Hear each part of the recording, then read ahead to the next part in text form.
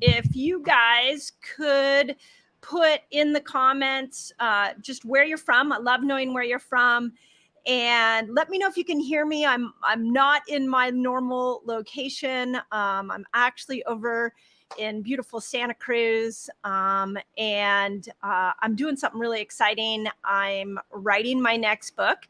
I'll fill you guys in on some news going on our platforms and with our fasting information. But it turns out that Hay House has bought my next book, and it's going to be a fasting manual for women.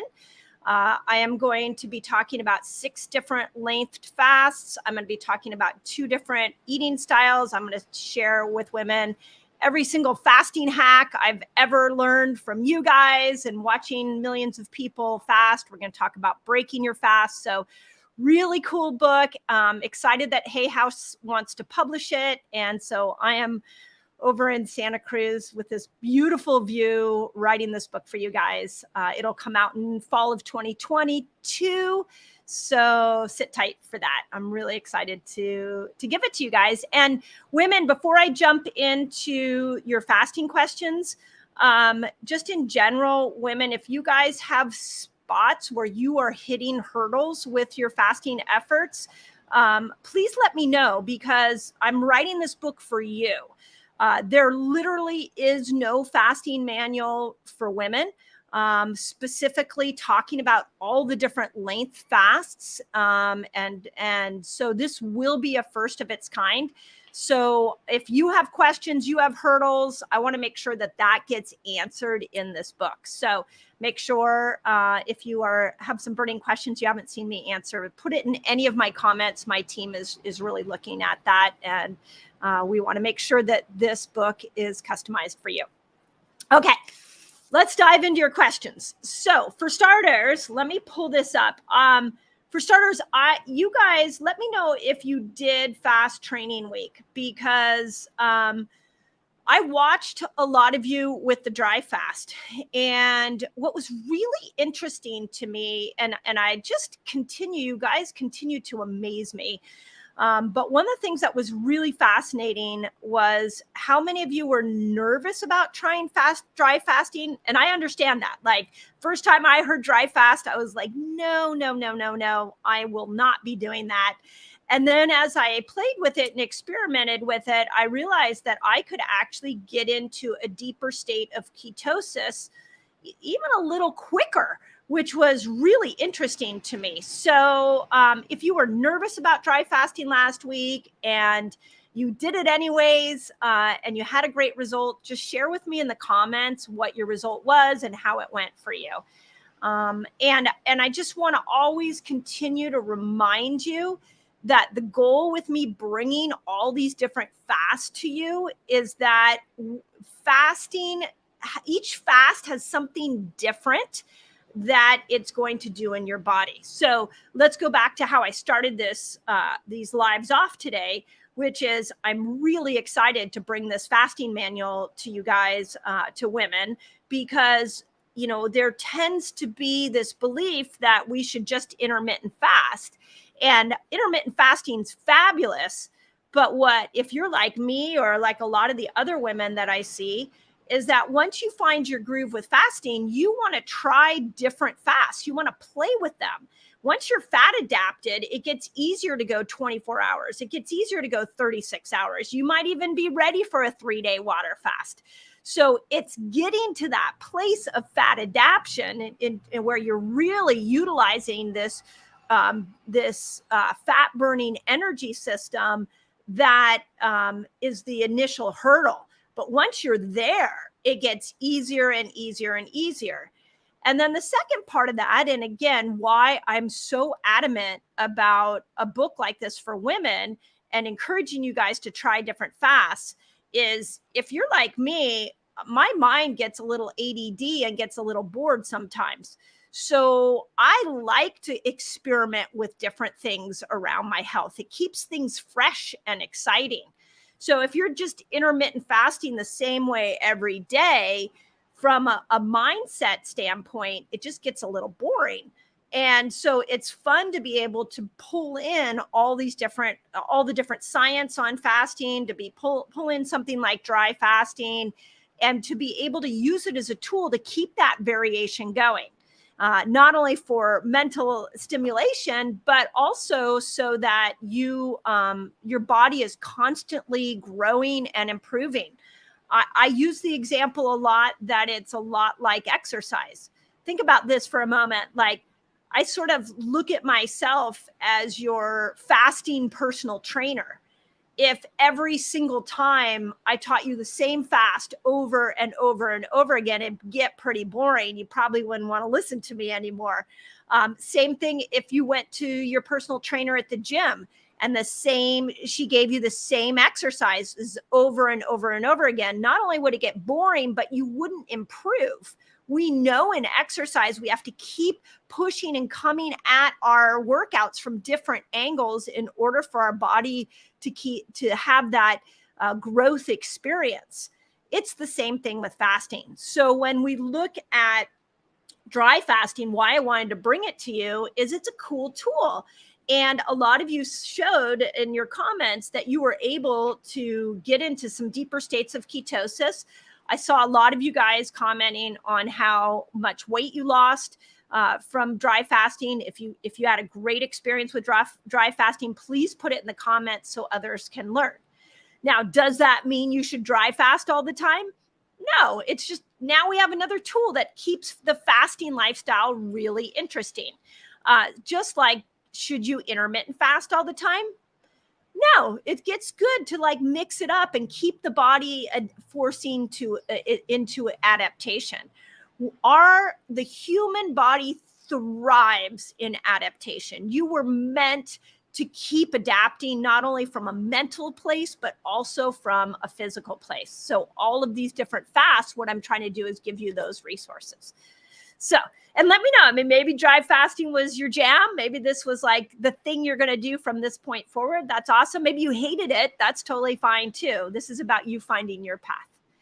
So let me jump in. I want to jump into your dry fasting questions. I also want to give some kudos to people who have left some incredible comments. Your guys' fasting comments are just, they really excite me. I am deep in looking at the science a lot. And when I go and I look at these studies, a lot of them are done on mice. Some of them are done on men. Some of them are observational, where they've looked at fasting over a larger group of people. But it's not until I take that science and I apply it to you guys that I really get this excitement about what fasting can do for our health. So I love your stories. Keep putting them in regardless of what platform you're on. Science has its limitations, and it's a very narrow way of looking at whatever the hypothesis is they're trying to prove or disprove. But when we come out of a scientific article seeing that there's great evidence that this particular tool will be good for the human body, the next level is for us to test it on ourselves and watch how it tests over many people.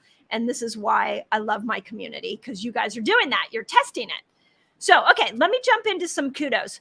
So for starters, I'm not sure what platforms these came from, but CDL says that she thinks, it says, I think the dry fasting jump started something in my body again. It took out a monotony.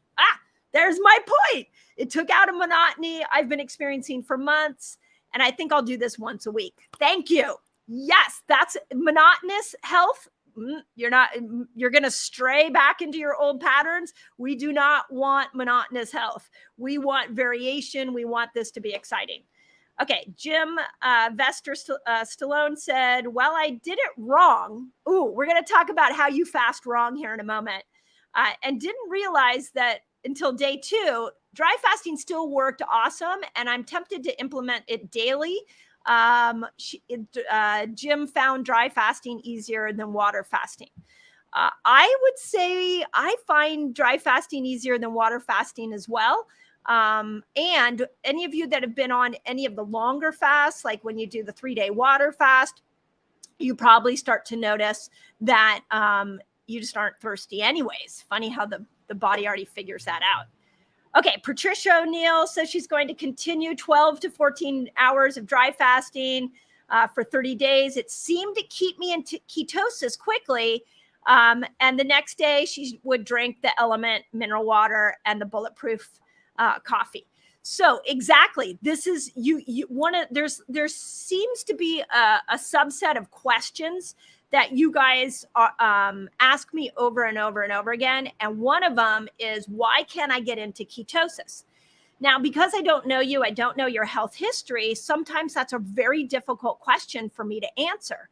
So here's what we learned from somebody like Patricia O'Neill's comment is what we learn is that sometimes throwing something obscure as a dry fast into the mix can start to mix things up and allow your body to adapt and get into ketosis better. So Patricia's a great example of that. And then Cindy Stuff said she's so happy about joining the Fast Training Week. She did an overnight dry fast, pushing it to 14 hours.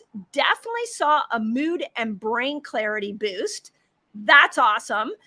In fact, if you guys saw any kind of brain clarity or mood change with dry fasting, let me know. Put it in the comments again so everybody can see. And she's going to put it into her regular rotation. And then the last one was Carol Ryder said she tried dry fasting. It was great. I had a lot of unexpected energy and she slept really well. Okay. So what I'm hearing is that y'all are fans of dry fasting, and hopefully now you can use it as a tool to mix into your variation. So, and if you're just joining the conversation, I'm doing a recap on last Fast Training Week. Really, we dove into the science of dry fasting. So put in the notes if you loved that experience.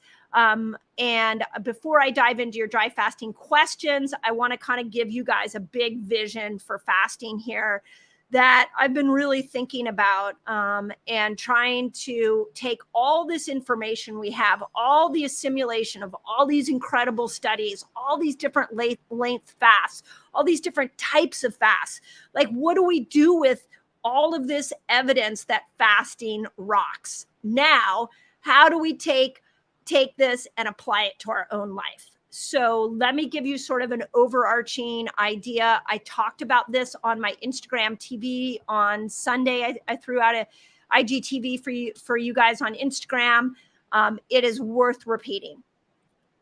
When we look at the scientific evidence, it is ridiculously clear that fasting heals. So, and it heals at many different levels.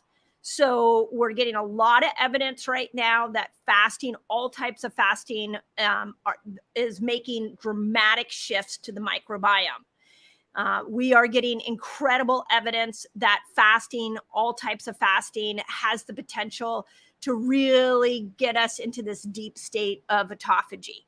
We know fasting, all different types of fasting, can help us burn more fat. We know it can bring down inflammation. We know it improves cholesterol and CRP. Our CRP levels will come down. We know it helps with fasting, with our insulin levels. I mean, the list goes on and on and on. So what are some guidelines that you absolutely need to follow when a tool like fasting is so beneficial? And again, I think the exercise idea is really important, because it's very much like exercise. We constantly vary our exercise to be able to improve our level of health. So let's look at this. If you are trying to lose weight, I think the variation through the different fasts that I teach you is massively important. So just like a lot of the kudos that I mentioned early on, talked about how some people experienced dry fasting last week as a deeper way to get into ketosis. We know that ketosis, when you're making ketones, that is a sign that you're energy from fat. Remember, you have two ways to burn energy, one from the sugar system, one from the fat system. So when somebody says, I love dry fasting, it was able to pull me into a deeper state of ketosis. I translate that into, we threw some variation into the mix so that this fat burning system could be better accessed. So for weight loss, variation is massively important. We are about to start our November fat burning reset. So if you want more tools on how to vary your fast for fat loss, join me in this November reset. I'm also going into all my hacks and tricks for fasting through the holidays so that you land on January 1 in the best possible shape that you can be. New Year's resolutions are constantly not followed. So my philosophy is actually, if you can know how to be a good fat burner through the month of December, and this doesn't mean restricting all the wonderful foods that might be coming your way, but if you know how to be a fat burner in that month, you can be a fat burner every other month of the year. So we're going to teach that in the November fat burning reset. If you want information on that, just put November fat burner in the comments and my team will send you a link. I tell you all that to say that for weight loss, variation is the key. And I am a huge fan of 6 different types of fasts. I'll be writing about that in the new book for women. There are 6 timed fasts, everything from 13 hours up to 72 hours. I like varying those.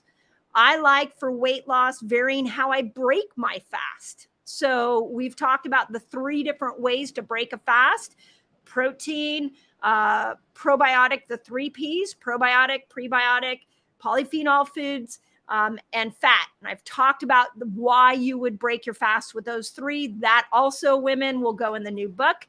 And I'm also a fan of varying your keto. So varying your keto sometimes means that you don't add more carbs in, maybe you add more protein in. Varying your keto may also mean that the week before your period, you decide to step out of ketosis. So I tell you all this to say, if you are trying to lose weight, all these variations matter. There's an art to it, which is why we're teaching it in the November reset. So come join me over there. Now, if you're trying to reset your circadian rhythm, and let's talk about this for a moment. Resetting your circadian rhythm means that A, you have more energy during the day, B, you sleep better at night, and C, that it slows down aging. So biological changes that are happening to your body, when your circadian rhythm is off, it can contribute to a faster aging body, which I don't know about you, but I don't think anybody really wants a faster aging body. So what we know that if you want to use the tool of fasting for rebalancing your circadian rhythm, you are actually better picking one fasting window right smack in the middle of the day. 12 to 4 tends to be, based off of research, the best window for making sure that you're in alignment with your circadian rhythm. So sleep and anti-aging, we would not vary our fast as much. We are going to do more consistent eating window, perhaps over a 30-day period. Then after 30 days, you could vary it. Whereas for weight loss, we want to do more variation on a day-to-day, weekly basis. So that's where those 2 really differentiate. So again, you guys asked me a lot of questions on that, so I wanted to point that out. Okay, let's dive into some of your questions that you guys had last week about dry fasting. So that I want to make sure last week was a self-care week for me. So I was off social media quite a bit. So I want to make sure that even though we had fast training week, that you guys got the answers that you needed to the dry fasting questions. So here's one of the first questions. How does the body flush out fat when it dry fasts? Well, there's 2 ways I want to answer this. One, I want to talk about what happens when you're fasting and you're burning energy from fat, because there's some really cool little mechanisms in there that I think are really important. But let's go to dry fasting and fat burning. I spoke about this in the videos that I did on YouTube that really looked at the studies on dry fasting. And one thing that we know is that if I took all your cells in your body and I looked at them up close, your fat cells would have the most water. So when we go to dry fast, what we're doing is we're telling the body, go find the water somewhere else in the body because no water is coming in. And so the body goes and it finds it in the fat and it burns your fat up. So think of fat like gasoline. It uses your fat as fuel. So when the question is, where does the fat go when I'm dry fasting? It's kind of like, well, where does your gas go when you're driving around in your car? Where does the gas go that you're burning? So the fat gets burned, and the byproduct of that is you get water and you get ketones. So that's the best way I know to answer that question. Now, the second part, and this is something I don't think we've actually talked about enough, and I'm pretty excited to dive into this with you. We'll also be talking about this in more detail in the Fat Burner Reset, and that is what happens when you burn fat. If fat has our extra glucose, it has hormones, it has toxins, it has water. What happens when we burn fat is we're fasting. And this is where it gets very individual. So when we use dry fasting, for example, to burn fat for water, your body will use the water in a positive way. But when we use all different types of fasts to burn fat and all of a sudden hormones and toxins get kicked off, sometimes those toxins specifically can start to mobilize and go to other areas of your body. Now, this is key. This is key. And again, this is gold. I want to make sure you guys get this, that if you are burning fat and toxins get released, you're going to want to use some binders to be able to make sure that those toxins don't get reabsorbed. So the binder that I like to be able to encourage you to use is activated charcoal. So a great activated charcoal that I personally love, the one that I use, is called Bind. And you can, it's put out by Systemic Formulas. You can go to revelationhealth.com. You can find Bind there. If you've never been there before, put my name in the coupon code and they'll give you 10% off. But that's my favorite tool to use when people are burning a lot of fat, losing a lot of weight while they are fasting. You want to make sure that you're binding to those toxins. Now, the other part of that I just really want to be clear with is as you are fasting, it's really important that you're having bowel movements. This is also where the variation comes in, because when we go on a 48-hour fast, when we go on a 3-day water fast, we don't always have a bowel movement because we don't have enough food coming in. So when you go to bring food back into the picture, you want to make sure you're eating a lot of fibery foods, a lot of green leafy vegetables, a lot of fruits and vegetables in general. You want to make sure that you're getting your bowels moving again. So, if constipation is an issue while you're fast, put it in the comments, because I feel like maybe I need to do another video on it. It's that important so those toxins don't sit in you as your body's burning fat. So just let me know if that's helpful, because this is, again, why I'm so honored that Hay House wants to publish this next book that I'm writing, is that there's so many of these little hacks that are so important as you learn to fast. And especially for women. For example, women, as we burn fat, we've got toxic estrogen that gets spun off. Well, we don't want that toxic estrogen to go anywhere else. So we got to use these binders to be able to hook onto them and get them out. And that's what we're teaching in my academy now. And as I write this book, you will be able to have in a book format fall 2022. So, okay, so that's the first question on dry fasting. The second question is it safe to exercise while dry fasting? Okay, here's what I want you to know on the dry fasting topic in general and safety topic. Millions of people have been dry fasting the way we did it last week for 30 days at a time every year in the practice of Ramadan. So safety around dry fasting, as crazy as it sounds, is actually very, very high. So now the question was, if I exercise and I dry fast, is that safe? Well, my brain thinks if you're not completely dehydrated, it actually could be a better tool to exercise and dry fast. You're going to dehydrate yourself a little bit more, forcing the body to burn more fat. So the answer intuitively, I would say, is yes. Now you will have to keep an eye out for some signs of dehydration. And signs of dehydration are like heart palpitation, dizziness, those kind of pain in the kidney area. If you are having any of those symptoms and you're exercising and dry fasting, I really wouldn't recommend it. I really tried. I was so impressed by you guys in the 3-day water fast in September. I was really nervous to run a 3-day water fast across millions of people.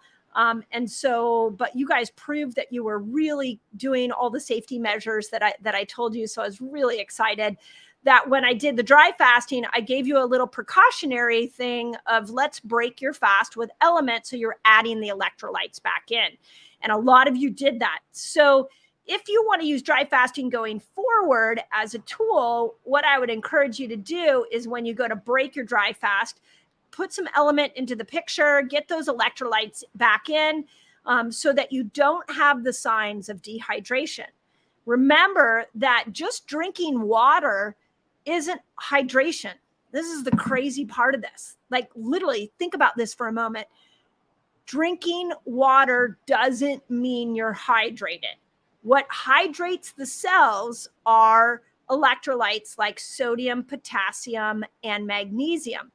So what we did last week, personally, I think was really brilliant because I created a safety measure for you by having you break your fast with element or some mineral so that you didn't go into a state of dehydration. So just keep that in mind. So if this person wants to exercise while dry fasting, go for it. And it could be a better way to burn more fat.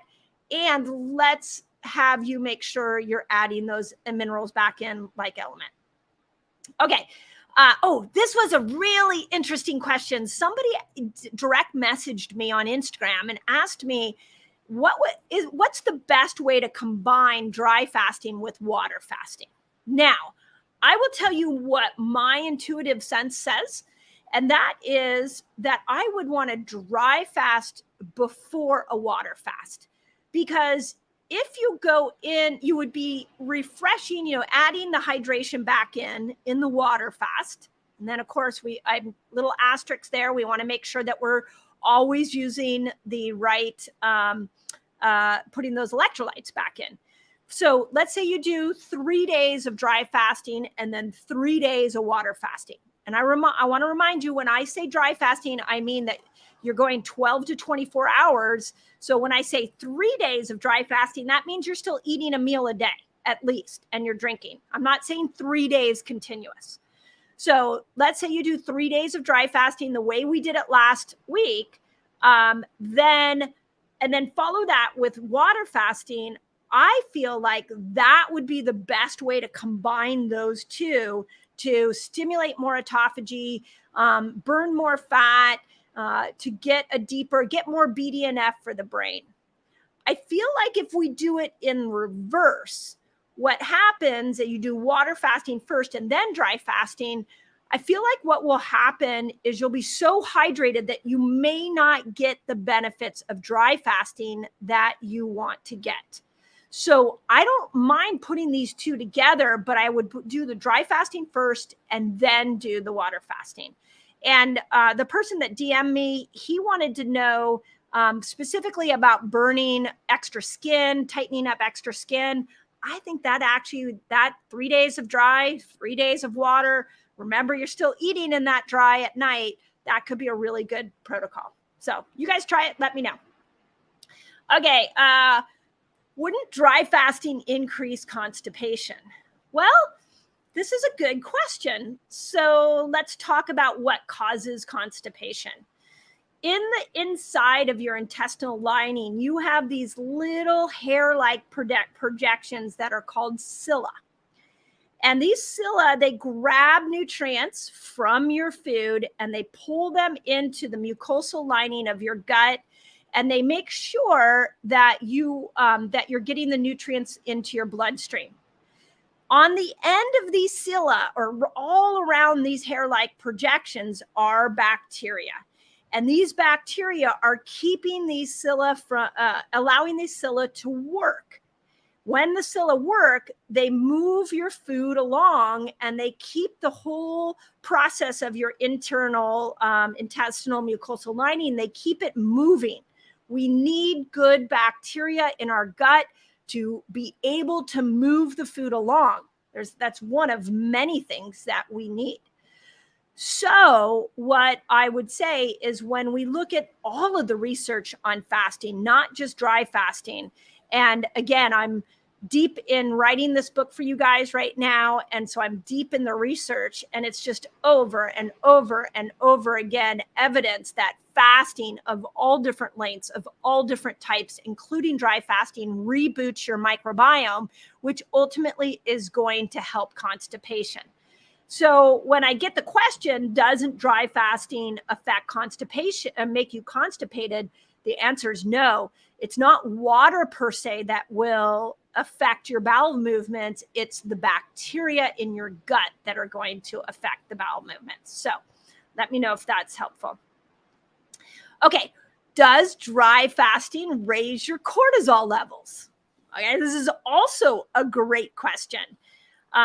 If you've never dry fasted before, yes, it will raise your cholesterol levels or your cortisol levels. Any new fast is going to raise your cortisol levels. So let's dial into that for a second. I think this is really important because you guys have heard me talk about, I'm not a fan of too much cortisol elevation, specifically for women before their cycle, or even the nonstop raising of cortisol for postmenopausal women. Women, we need to make sure we're always minding our cortisol. Temporary cortisol surges are great. Long-term tank the rest of our hormones. So if any new fast you do is going to raise your cortisol levels up. So if you haven't dry fast before, that will raise your cortisol levels. But if you're used to it, so if you choose to do it for 30 days like they do in Ramadan, then what you might find is that over time, it doesn't raise your cortisol levels up as much. So the more you do a fast, the less of a cortisol reaction, because the body isn't perceiving it as this new hormetic stressor that you gave it. Over time, it will start to do it better and better. Okay, then the next question was, should you dry fast if you're prone to muscle cramps? Again, you guys, these are great questions. Muscle cramps come from electrolyte depletion. Electrolytes like potassium, magnesium, and sodium. So the way I taught you last week was to break your fast with elements, so you add the electrolytes back in. That is not going to give you muscle cramps. If you're prone to muscle cramps, I really encourage you to be doing the element on a regular basis. I'll tell you, I saw this on one of my platforms. Maybe it was in the collaborative, you guys, somebody was chatting about how Rob Wolf talks about how he puts chocolate salt element in his coffee in the morning. And one of the resetters in the collaborative tried it, said it was amazing. It's amazing. It is amazing. So if you're looking for ways to get electrolytes back in, I highly recommend a little chocolate salt element in your coffee is incredible. So that's my feeling on the cramping. Okay. Should you dry fast if you are menstruating? Now, this is also a really, really important concept, because what used to happen in the beginning of this sort of explosion of the fasting world that so many people are gravitating to is that there was a misnomer that women shouldn't fast when they're menstruating. Now, when I've looked at the science on this, this is what I see. Women shouldn't calorie restrict when they're actually menstruating. But calorie restriction and time restricted eating are two totally different things. So when you hear studies saying don't fast because it's not good to limit your calories, I really want to be clear here that none of the fasts that I recommend are calorie restriction. I truly believe when you eat, you should eat, and I encourage you to eat really good, high quality food. And when you fast, you're not eating. So the question is, should I dry fast when I'm menstruating? And the answer is yes. It's a great time to dry fast. And then when you eat, then make sure that, in that front half of your cycle, day 1 to about day 10, we want to keep you in a ketogenic state. And when you're in a ketogenic state, estrogen is going to be in a really good place. Insulin will be good. Leptin will be good. When leptin and insulin balance out, estrogen balances out. You need estrogen to ovulate. Don't worry, this is all going in the book. I'm very, again, excited to be bringing this to you guys. So dry fasting would be great with while you're menstruating. Now, the next question, perhaps the question that should have been asked is, what about the week before your period? And that I answered in the question before, which is truly that I wouldn't be starting if a dry fast the week before your cycle. It could potentially raise your cortisol levels, especially if you've never done it before.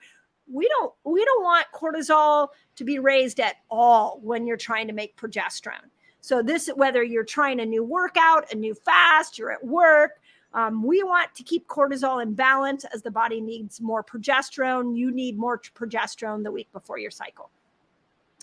Okay, and then the last question that got sent in was, does the amount of salt consumption matter during the dry fasting eating window? And the answer is no. And we also don't know, because I could take, like right now, we've got close to 500 people on all my platforms that are tuning in. I could take all 500 of you, and each one of you could have a different sodium need. So I don't know what your current sodium requirements are. So I personally do a pack of Element a day. I either do the chocolate salt, I'll do a little bit in my coffee, or I will do just some in water and drink the water throughout the day. Now, I want to point out, if you have not listened to the Resetter podcast that I did with David Jockers, he threw down some really cool fasting and keto weight loss hacks. And one of the things that we talked about in that interview was that if insulin is high and sodium goes high, that's where you start to see blood pressure go up. But when we bring insulin down and we bring sodium up, that's where we see more hydration. So the person who asked about muscle cramping and dry fasting, I would tell them, if I was coaching them one-on-one, I would say you should get yourself in a deeply fasted state. And then I would drink a pack of Element so that we get that sodium into your body. which is going to help with the muscle cramping, improve the muscle cramping over time. So again, there's so many little like weird little hacks that work for this fasting lifestyle. And women, those of you that are listening, we need more of the hacks. We need more of the variation. Men, you can be a little more straightforward. Postmenopausal, a little more straightforward. So this is why I come to you guys and answer your questions. Again, if you want to know more about how to burn fat, using this variation, using these hacks, I'm going to be doing that in the Fat Burner Reset.